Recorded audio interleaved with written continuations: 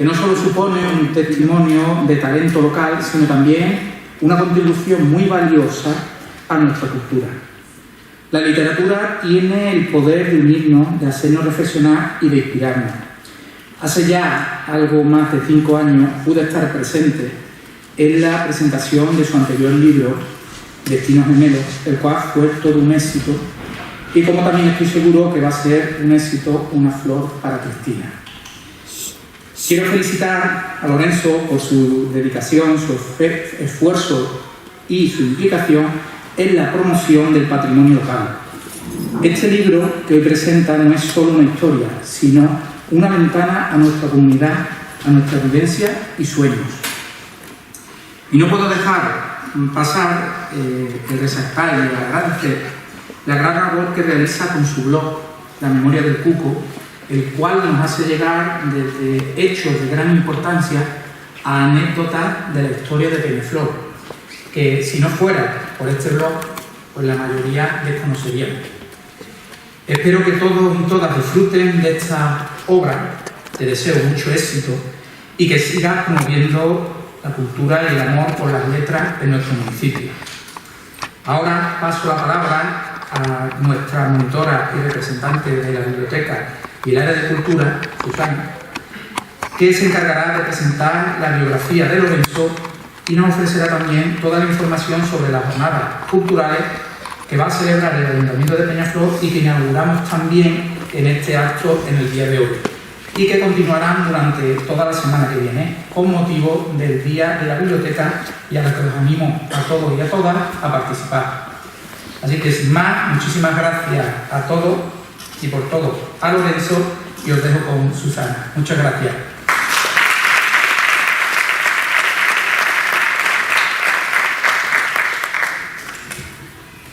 Bueno, pues muchas gracias, Pepe, por tu palabra, por tu presentación. Buenas tardes a todos y a todas aquí desde la biblioteca y el área de cultura del Ayuntamiento de Peñaflor.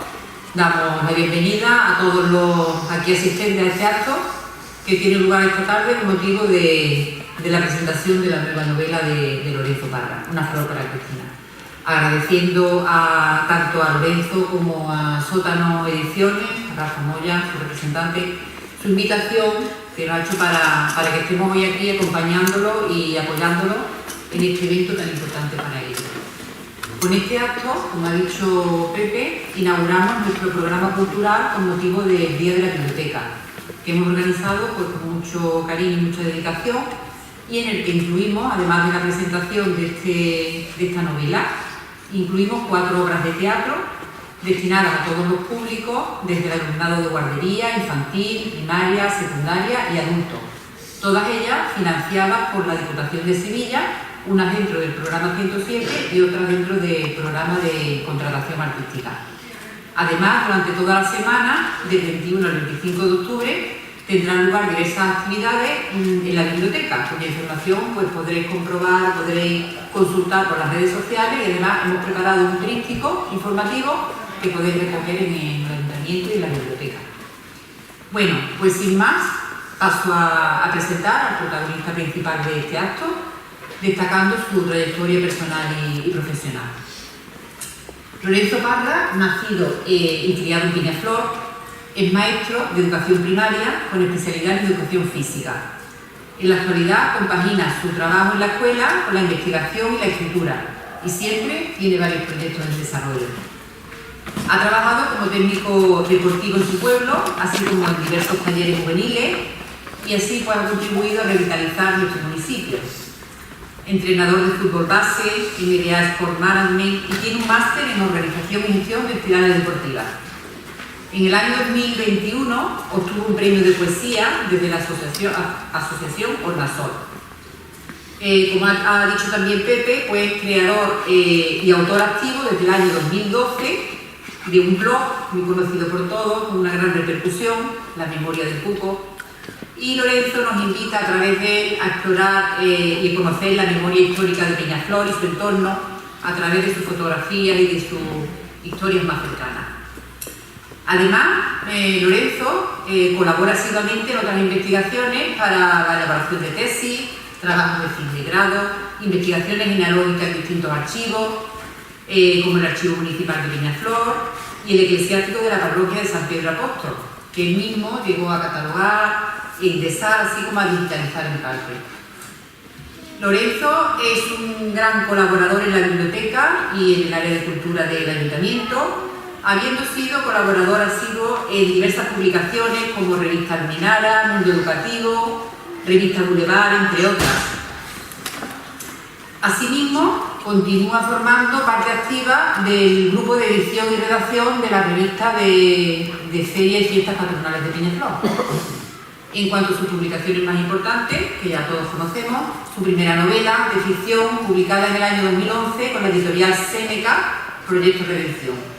Su segunda novela, dentro del género histórico, ficción también, publicada en el año 2019, también con la editorial Seneca, Destino Gemelo. Y su tercera novela, la que hoy presenta, con Sótano Ediciones, que seguro va a tener también un gran éxito y tenemos gran confianza en ello.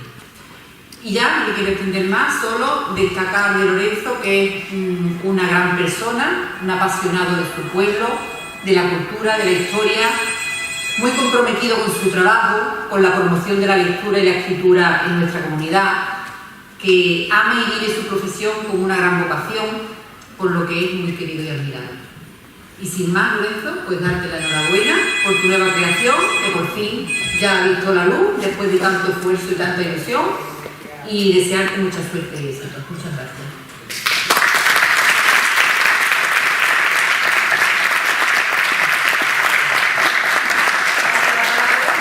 Paso la palabra a Rafa Moya, editor de Sótano Ediciones.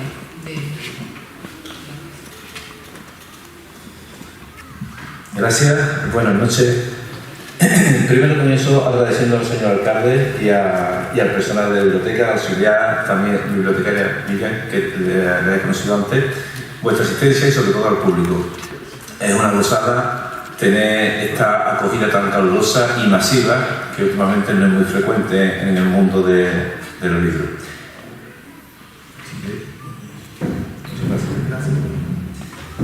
Bueno, yo soy Rafael Moya, director de Sótano Ediciones, y vengo desde mi editorial a coger un poco el relevo de una de las grandes editoriales que ha estado por esta zona. De hecho, tenemos aquí presente al que fue nuestro editor. Lorenzo y yo nos conocimos nosotros hace 14 años ya.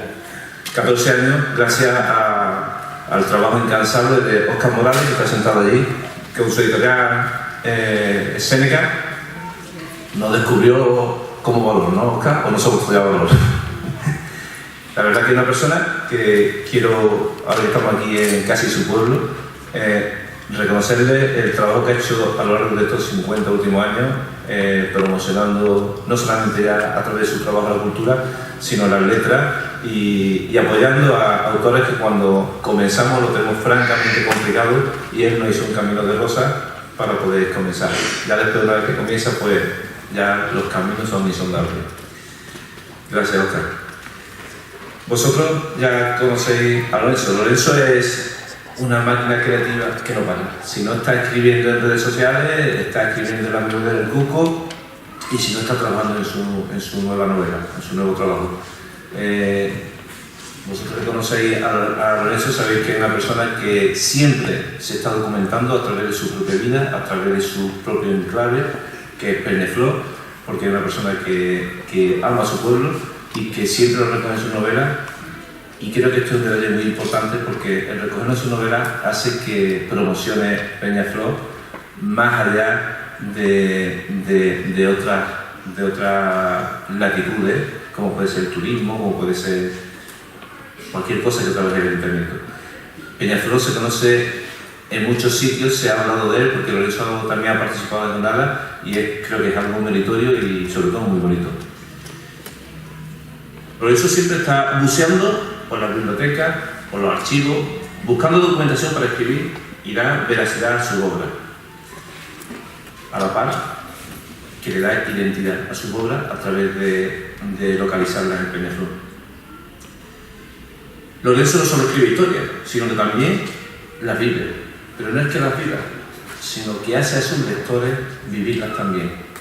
Tiene una capacidad narrativa que transmite muy bien escenario, la propia historia.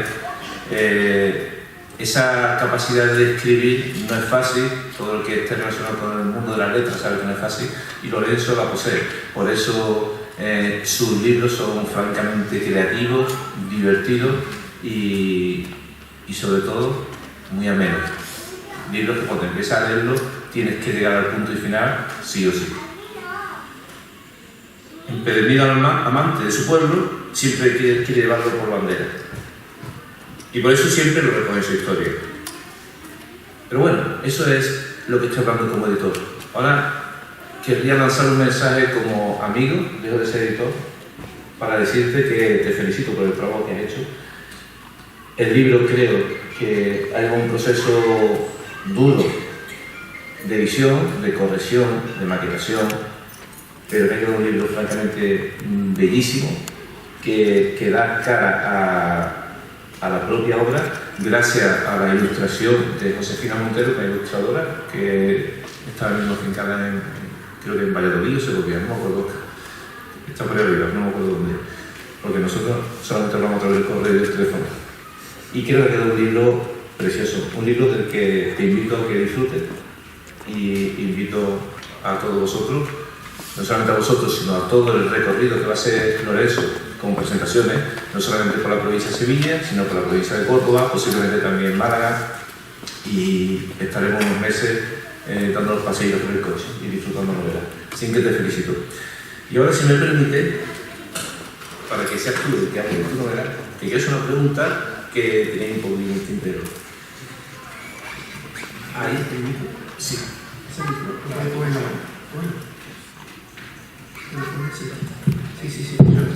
Sí, te lo pones aquí. Ahora venimos unos meses, Durante estos meses hemos hablado mucho sobre temas de edición.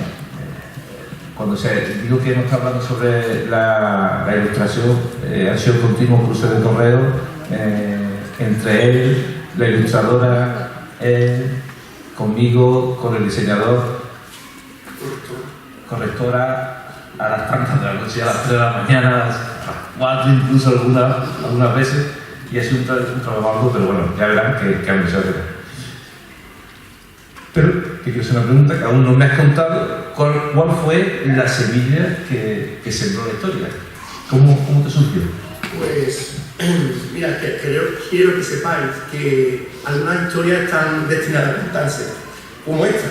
Y es que cuando vas buceando en archivos, vas tanteando bibliotecas, tanteando libros que posiblemente en internet ya no existan, pues surge una historia que te apasionan tanto que tienes que tirar de hilo, seguir ese hilo y tirando hasta que esa historia madura y la desarrollas bien.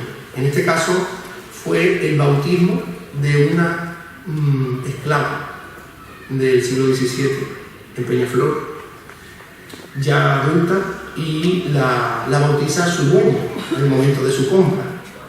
Y a partir de ahí, como fue tan curioso encontrar ese bautismo, pues empecé a tirar de hilo para ver de dónde venía esa esclava, quién fue esa esclava, qué recorrido tuvo en el pueblo esa esclava, qué descendientes tuvieron esa esclava. Que es muy curioso porque a los que nos gusta mucho la genealogía, pues puede ser que lleguemos al punto que encontremos que un antepasado nuestro formaba parte de esa etnia de origen guineano, de origen africano, de mucho origen morisco, y que a lo mejor, pues, vamos a hablar seguramente, nos sale un niño muy moreno y decimos, ¿qué ha pasado? Pues seguramente tenga parte de razón nuestro ADN, nuestra forma, nuestros antepasados. Y en este caso es una mujer que se desarrolla aquí en Peñaflor, que tiene un recorrido vital bastante importante porque influye mucho en las vidas de la comunidad donde se desarrolla, viniendo de Guinea, en África, y siendo vendida en las gradas de la Catedral de Sevilla. Entonces, esa era una historia que estaba destinada a contarse, y lo tenía que contar para darle voz a esa mujer, a esa esclava, a esa sociedad del siglo XVII y a ese Peñaflor que posiblemente sea muy desconocido y que hoy en día a través de series, de películas, a lo mejor no se está dando a conocer la realidad social que había en ese momento. Entonces yo he querido poneros de frente esa historia en primera persona, para que os metáis directamente en la vida de esa esclava y de toda la sociedad en la que se desarrolla. Acostumbras, Lorenzo, a apoyar tu historia sobre cimientos de realidad de la propia historia que vivimos. Pero me gustaría saber hasta qué punto de realidad es la historia y hasta qué punto es pura ficción. Claro. Respecto a lo que he contado, parece que no tiene nada que ver con el título, ¿no? Una flor para Cristina. Y es que la protagonista, Cristina, que no es mi Cristina, es una chica italiana que os gustará saber por qué viene aquí, y es que viene con su padre porque es un famoso arquitecto que trae un proyecto para rehabilitar la fábrica de Hermes. Y al llegar a Peñaflor descubre que sus raíces son aquí. Esas raíces son verdaderas, partiendo de ese personaje ficticio que es Cristina Visconti, una italiana del sur de Italia. A partir de ahí, todo lo demás es verdad, porque se recrea toda la vida del siglo XVII y se recrea a través de una familia. Entonces conecto esa ficción con esa realidad y con lugares propios de aquí, que lo identificaréis rápidamente, igual que en mis anteriores novelas, porque aunque tengo la protagonista que es Cristina y la otra protagonista que es la verdadera María la esclava negra, el gran protagonista de mis novelas siempre es nuestro pueblo. Y veréis cómo se desarrolla y los misterios que tiene todavía por descubrir Peñaflor. Porque si yo pongo en valor Peñaflor, todavía hay mucho más por descubrir de Peñaflor y este libro va a contribuir mucho a ello. Porque, bueno, ya iremos contando que hay un gran misterio, por ejemplo, en la construcción de nuestra parroquia. Y como yo estaba buceando en los archivos, pues un poquito de aquí, un poquito de allí, pues he ido conformando un poquito del puzzle que al final nos dará pie a conocer mejor nuestro pueblo. Por eso es que has entrado en la definición de algunos personajes. ¿Nos puedes dar un poco de la carta de personajes que hay en la historia? Ajá. Bueno, como digo, personaje principal o global sería nuestro pueblo, porque ahí vamos a ver nuestra historia, vamos a ver nuestras calles, incluso por dentro de una casa del siglo XVII. Pero aparte de ello, la protagonista, que es Cristina, es una mujer actual, una chica actual, que vive a través de una serie de sueños, no quiero desvelar más, la vida de esa gran protagonista que es María, y su hijo es Diego de Luna. No descubro por qué se llama así, pero va a ser un protagonista muy, muy esencial, incluso en el nombre de una de las calles de Peñaflor. Aparte de eso, hay otros protagonistas, como por ejemplo Sebastián Bravo de la Peña, que existió, que fue el que compró la esclava y fue un familiar del Santo Oficio. Dicho de otra manera, pertenecía a la Santa Inquisición, pero no tenía hábitos. Ese personaje, que existió de verdad, es hijo he llegado a saber que es hijo de un dramaturgo del siglo XVI-XVII, que se desarrolla en Lora del Río y tiene que ver con la Orden de Malta, tiene algunos vínculos bastante potentes y llega a publicar una obra dramática y que se llega a exponer en teatro importante de toda España. Entonces, ¿por qué me llego a enterar de esto? Porque, como digo, hay historias que están destinadas a contarse. Una vez que hago la investigación, se conecta con otra investigación de nuestro amigo José González Carballo de Lora, el famoso historiador de Lora, profesor jubilado, que se dedica a ahondar en los archivos. Y él descubre el padre de mi personaje. Entonces yo contribuyo a la investigación que está haciendo él a través de ese personaje. Pero vamos, yo lo que hago es ficcionarlo en la novela, aunque sí es verdad que tiro mucho de la vida de ese personaje de verdad y cómo se desarrolla en el pueblo. La verdad es que en tus libros, dejando de lado la ficción, pues se queda como documento histórico importante, porque está pasando la realidad. Hay una singularidad en la historia, que es que uno de los personajes, Diego, habla siempre en verso de Góngora. ¿Qué significa eso? ¿Por qué?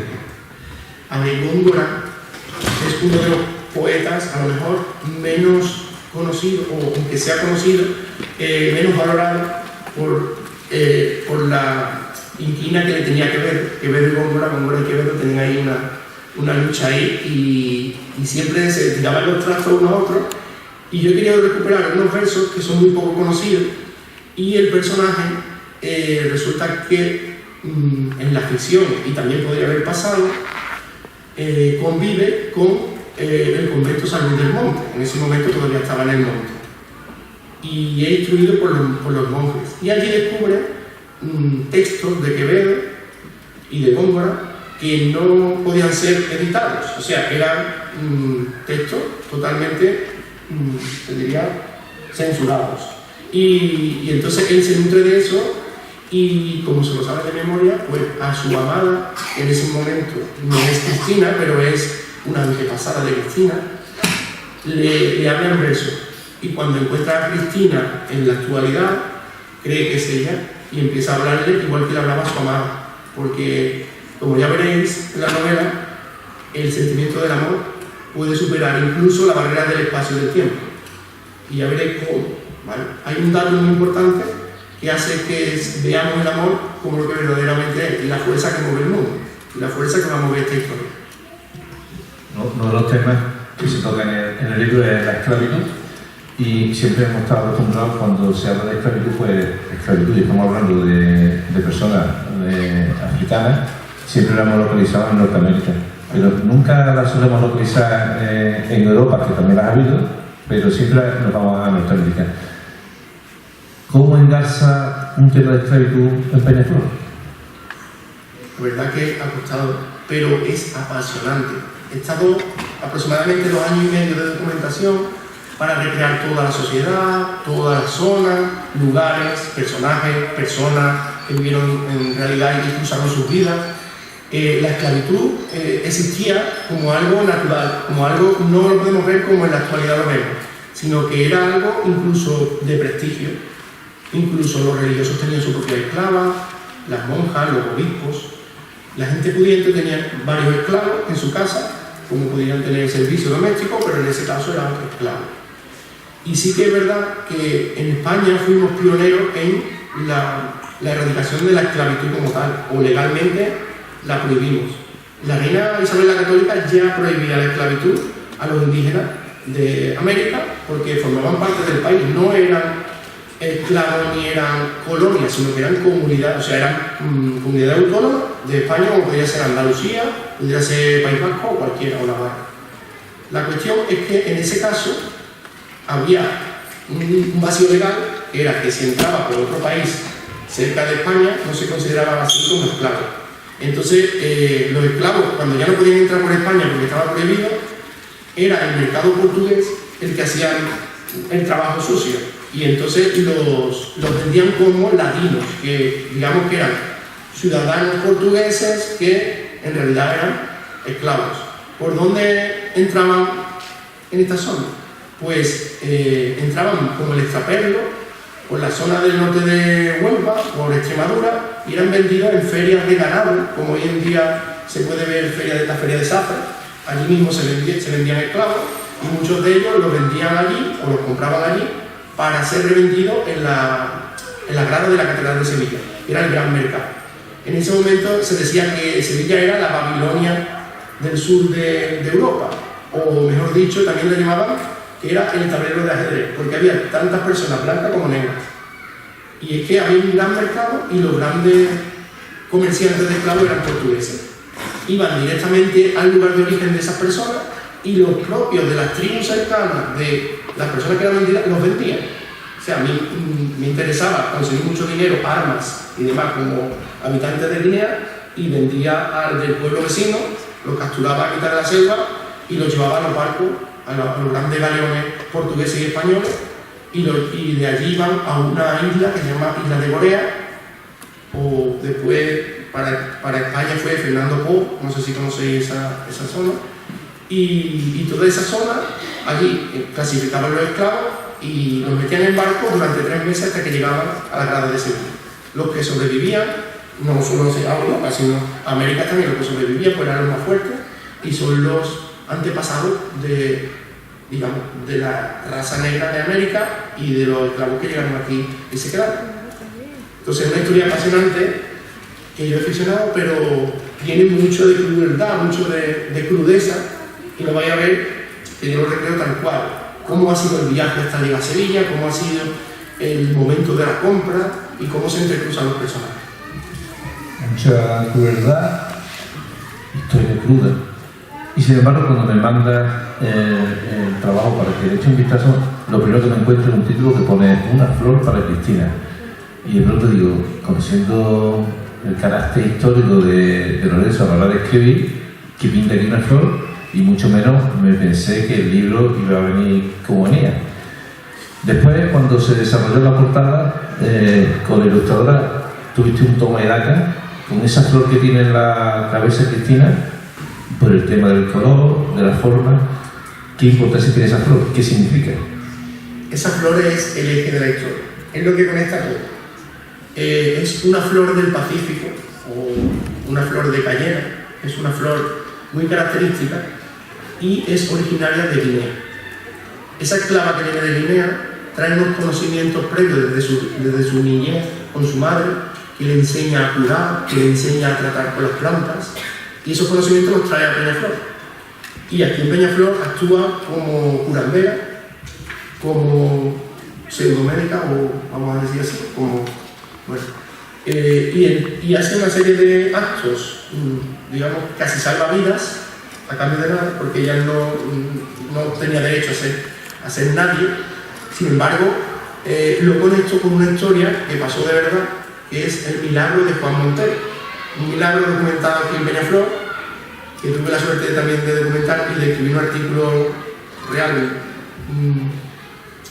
en un artículo de la revista de Feria de hace ya varios años, donde se relata cómo vienen los visitadores del obispado y los visitadores del Papa para corroborar un milagro que ocurre por el tratamiento experimental que se hizo sobre un cáncer de una persona que era ultra religiosa, que era hermano de todas las hermandades de Peñaflor y era muy asiduo a todas las ceremonias que había en Peñaflor. Sin embargo, tiene un cáncer y dice en todo el mundo cómo puede ser que a esa persona que era tan religiosa y que rezaba a todas las hermandades, que estaba implicado en todo, le pasara esas cosas. Y tiene una curación milagrosa durante un tiempo. Incluso él, cuando muere, hace que uno de los monjes de San Luis del Monte, que ha trasladado a Peñaflor, recupere la vista.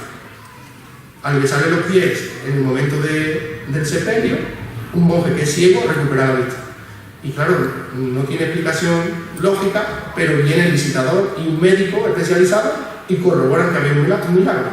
Eso lo enlazo yo con la ficción de la cura con esa planta, que tiene unas propiedades que tiene que ver con la oftalmología, que tiene que ver con problemas de los nervios ópticos y de otras cosas que hoy en día se desconocen, pero sí que hay unos ciertos conocimientos de unos tratamientos que había y que se prohibieron en España.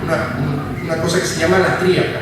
Es una serie de plantas que combinadas entre sí de una manera especial podían curar incluso el cáncer. En esa época no se llamaba así, se llamaba de otra manera.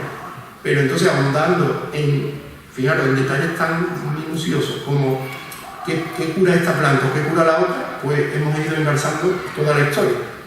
Y es que después esa planta también nos va a dar lugar que cada vez que el personaje de Diego va a aparecer, os voy a dar cuenta que aparece la flor de Cayena, o esa flor de hibisco roja. Cada vez que aparece la flor roja va a ocurrir una escena del pasado, ¿vale?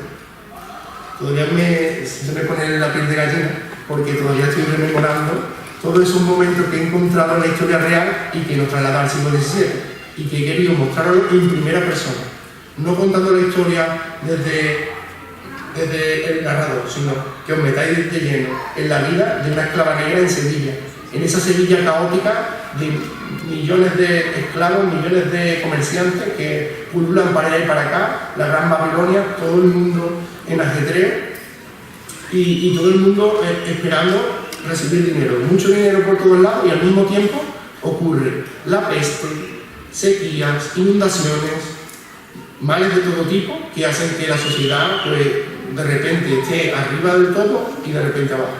Y esa es nuestra historia, o ese es nuestro momento histórico. Un poquito largo, Mi anterior novela tocó Sevilla del siglo XV, tú te vas al siglo XVII, nos falta una del siglo XVI, que hemos medio. lo haremos a media. Por eso, en tu primera novela te apoyaste mucho en las catacumbas de la iglesia de San Pedro. En tu segunda novela te fuiste a las cúpulas. Y en esta tercera novela, ¿qué escoges? ¿Qué parte de Peñaflor escoges? Bueno, como he dicho, muchas partes. Vaya a reconocer muchas partes. Por ejemplo, es muy esencial la novela la calle del Pozo. Calle Avenida Carmona, nosotros la calle del Pozo. Allí va a ocurrir muchas cosas. También va a ocurrir muchas cosas en la casa de Juan Montoro, novela actual, en la calle Nueva. Allí va a ocurrir la vida de un personaje que he trasladado desde la segunda novela esta porque es apasionante. Clifford Sandman, un vidente inglés muy característico que le va a dar pie a que ocurra una serie de historias y que nos la traigan desde otra época a la actual. Pero el gran enigma que os quiero que lo viváis en primera persona también es un enigma que hay dentro de la iglesia. En esta ocasión no me voy a la cúpula, que me recreé subiendo a la cúpula y con el padre de nuestro amigo que está por aquí, no me acuerdo, a ver, por aquí, de José, no sé si está por aquí, que lo he visto antes, por allí atrás, sí, ahí está José. Tu padre tuve el honor de que me subiera por toda la cúpula y me llevó a todos los rincones. Hay allí una escalera de caracol que está oculta y eso fue una parte de la trama de la anterior novela. La primera novela fue en las catacumbas, la segunda arriba, y esta vez en todo el interior de la iglesia, porque hay un enigma. El conocido es que los retablos se corresponden con las vidrieras de la iglesia y nos da pie a que hay algunos retablos que ya no están en el lugar de origen. Y existe la vidriera, que por ejemplo, la vidriera de la Virgen del Rosario, bueno, es una rosa, una vidriera de la rosa, y abajo no está la Virgen del Rosario, porque está en el sagrario, y esa estaba antes cerca de la torre del campanario. Entonces, no solo eso, que eso es lo que se conoce y es lo más normal que se conozca, está también la de San José, que su símbolo es una sierra, está la de San Luis del Monte, que tiene los brazos cruzados, o está la vidriera de San Pedro Apóstol y enfrente la de la Virgen de Villadero. Más o menos lo tenéis visualizado, lo que os gusta quedaros con los detalles de la iglesia. Pero no solo eso, y es que cuando se creó la iglesia, se creó de una manera especial. Esa manera especial es la que recreó yo y la he descubierto de casualidad. Pero fui descubriendo las cosas y se fueron encajando solas, que me daba hasta miedo porque encajaba detalles súper interesantes con el tema de la cábala judía. Es como un viaje iniciático que empieza en el coro y que corresponde con el Padre Nuestro, corresponde con una serie de filosofías también anteriores a la cristiandad y que va enlazando todos los retablos y toda la vidriera con una enseñanza hasta que llega al altar mayor. Y eso lo he enlazado con el final de la historia y veréis cómo, no estoy contando el final, pero veréis cómo tiene mucho peso a la hora de resolver el enigma final de la historia. Por eso, a ver si no nos compran el libro, que vamos a contar la historia. No, si es un aperitivo, el libro... Muchos personajes mencionan Ori. El Ori. ¿Qué significa el Ori? Bueno, a la hora de documentarlo, para saber cómo va a actuar un personaje, te tienes que ir a su razón de ser. Y una de las razones de ser es nuestra forma de actuar, nuestra religión, nuestros miedos, todo. Entonces, para llegar a saber cómo actuaría esa esclava negra, Marilla, que después bautizará como María, por la similitud del nombre, me tuve que ir a su origen bantú. Cerca de Guinea, en la tribu bantú, que tiene una religión muy particular. Los orishas, que son unos dioses, y cada dios, como nosotros en realidad tenemos nuestras hermandades, pues ellos tienen un dios para cada sentimiento o para cada momento.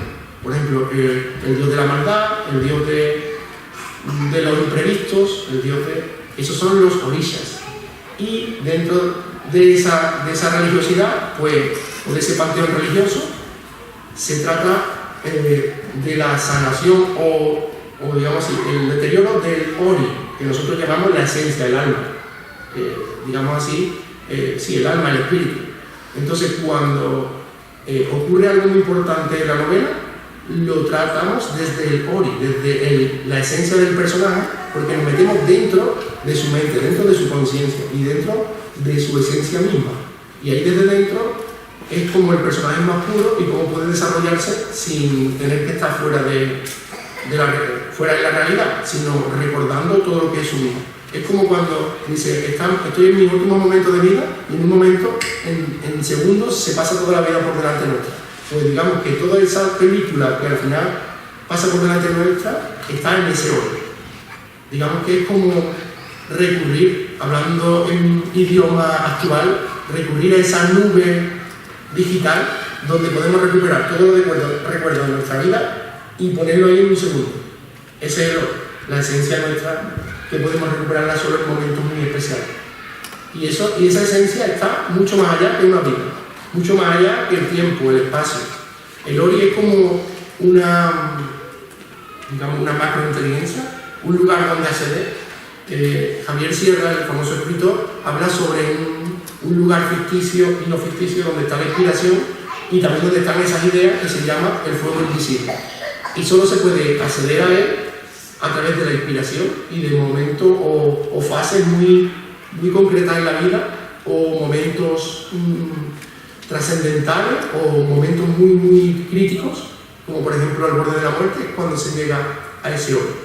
Y ahí es donde está nuestra esencia de verdad, cuando nos sometemos a esos momentos que no se pueden igualar. Eso es. Qué interesante, eso, es bonito.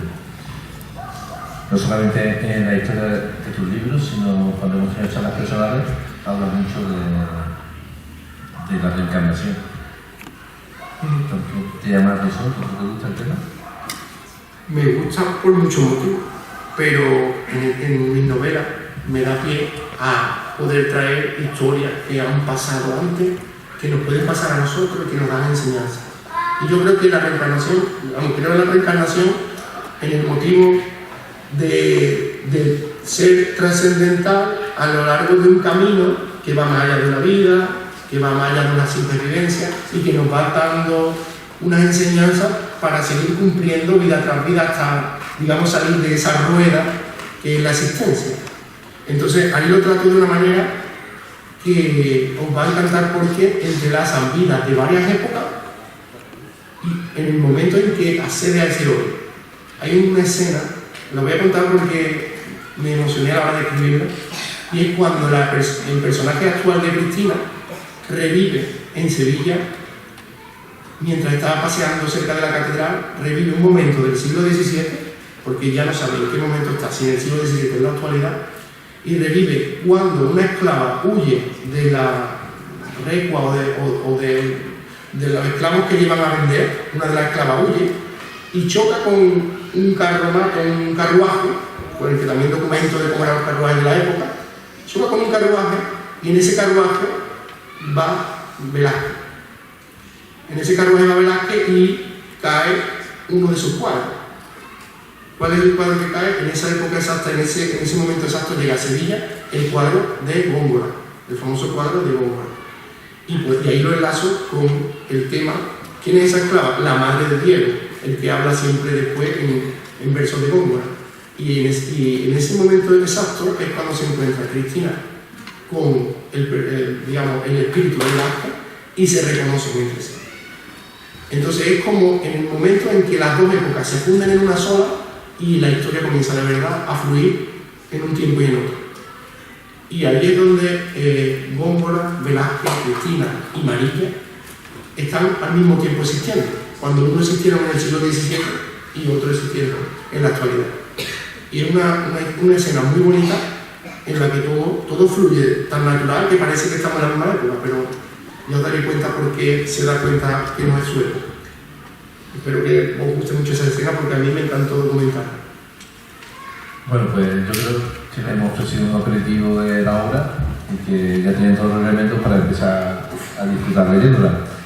Hay que decir que ya llamó la atención de algunos medios, puesto que el jueves próximo tiene una entrevista con Agencia F y Europa Press, y eso significa que ya son palabras mayores, que la novela ya está en el mercado y está con buena, espero que sea buena crítica. Antes queremos poner un pequeño vídeo para dejaros con mejor sabor de boca, en el sentido de con ganas de ver la nueva novela de Lorenzo. Aprovecho para agradeceros otra vez que hayáis venido, que acompañéis a Lorenzo y tenéis la suerte de tener un buen escritor en Peñaflor, y el escritor tiene muy buena suerte de tener un público en su pueblo, que ya le dije antes que no es fácil. Antes de poner el vídeo, quería dar una pincelada. Después de esta documentación, es una lástima que no la tuviera a mano, y entonces al final, en el epílogo del libro, una pincelada de toda la documentación. Y gracias al editor, que ha estado profesionalmente desde primera hora conmigo, pues hemos podido introducir incluso algunas imágenes de la actualidad que enlazan toda la historia. Y, vamos, ha estado desde el principio conmigo con una profesionalidad enorme, igual que lo tuvo Oscar, pero al pie del cañón siempre: oye, ¿qué hace falta esto? ¿Cómo documentamos esto? ¿Dónde llevamos esto? Como dice él, 3 de la mañana, 12 de la noche, esta corrección, mira, esto me gusta de esta manera, o ponte en contacto con la ilustradora, que por cierto tengo una historia que contar enorme, que ya la iré contando, porque el destino te pone a personas delante impresionantes. Y es que la editora se pone en contacto conmigo, hace su trabajo, vamos, fenomenalmente, hemos quedado muy contentos con ella, y al mismo tiempo me entero que tenemos una prima mía, es su amiga de la infancia. A cientos de kilómetros de distancia, mi prima se crió con ella, y sin embargo yo a ella nunca la he conocido. Y digo, esto tiene que ser una señal porque este libro tiene que tener algo especial. Porque una vez que se pusieron en contacto, mira, tengo un autor del sur, de Sevilla, que le voy a hacer la ilustración. Y, ¿pero cómo se llama? Lorenzo Parra. ¿Cómo va a ser Lorenzo Parra? Si Lorenzo Parra es mi primo. ¿Cómo va a ser tu primo? Eso va, demasiada casualidad. Venga, pon tú el contacto delante y yo pongo el mío a la vez. 1, 2, 3. Era yo. A cientos de kilómetros se dan las cosas para que, no sé, el destino tiene algo reservado para todos. Y nada, quiero agradecer mucho al técnico Juanma, que ha estado al pie del cañón, a Pepe, por supuesto, que desde primera hora se ha brindado a todo, incluso a última hora que hemos tenido ahí un percancillo, él ha estado arreglándome un poquito ahí el entorno, y a Susana, por supuesto, y a Miriam, que han estado siempre apoyándome desde primera hora para que esto tuviera cabida. Hemos encontrado un grupo idóneo para que estéis todos aquí, y por supuesto a ustedes, estoy encantadísimo de que estéis aquí y que disfrutéis mucho con la novela, que estoy seguro que vais a disfrutar, ¿vale? Os dejamos con el vídeo, un tráiler que os va a dar un poquito que hablar, porque está hecho en primera persona. Quiero que conozcáis a Cristina. Muchas gracias.